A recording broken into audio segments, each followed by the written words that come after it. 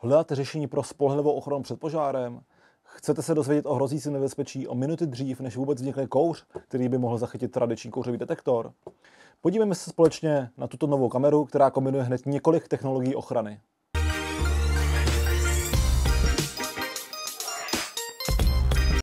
Tato kamera ze sortimentu VisuAlarm má bohatou hardwarovou výbavu, díky které neumožní vzniku jakéhokoliv rizika.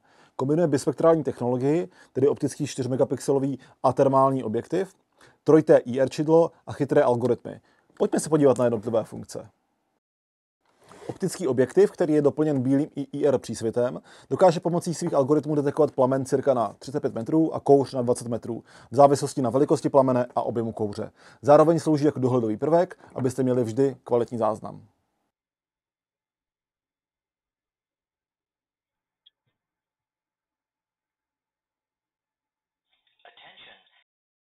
Na termálním objektivu potom můžeme v rozmezí minus 10 až 500 stupňů Celsia číst teplotu, a to do 5 metrů s přesností plus minus 5 stupňů. Kameru můžeme umístit dále, ale můžeme potom očekávat větší odchylku. A takto můžeme monitorovat nejstudenější a nejteplejší bod a spustit poplach, pokud teplota překročí určitou mez, anebo dojde k prudké změně v nějakém časovém intervalu. Můžeme nastavit i čas, po který musí být teplota překročena, a tím eliminujeme případné falešné poplachy.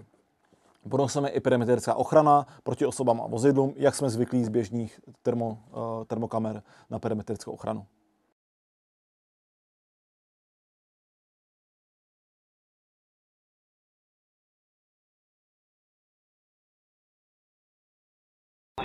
Flame detected.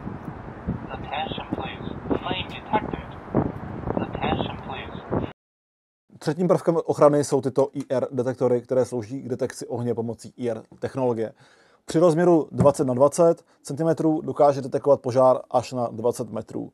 A všechny tyto funkce vyjmenované můžeme využívat jednotlivě, aby každá zvlášť spouštěla poplach, anebo je můžeme spojit tak, aby opravdu musely být narušeny všechny tyto funkce, a teprve potom dochází k vyvolání poplachu.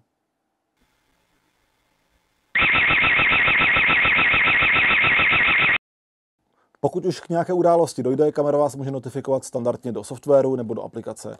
Nicméně je vybavena i velice silným reproduktorem, silnější než jsme zvyklí u běžných kamer, zábleskovým světlem, obousměrným audiem. Nad objektivy naleznete stavové ledky, ty indikují stav a případný poplach.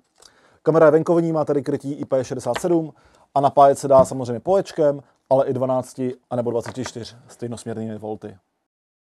A zásadní věc, která je důležitá třeba pro vaše projekty, je certifikace dle normy EN54, kterou této kamery budeme moci brzy již nabídnout. Já vám děkuji za vaši pozornost, ať se vám požáry vyhýbají, a uvidíme se u dalšího videa.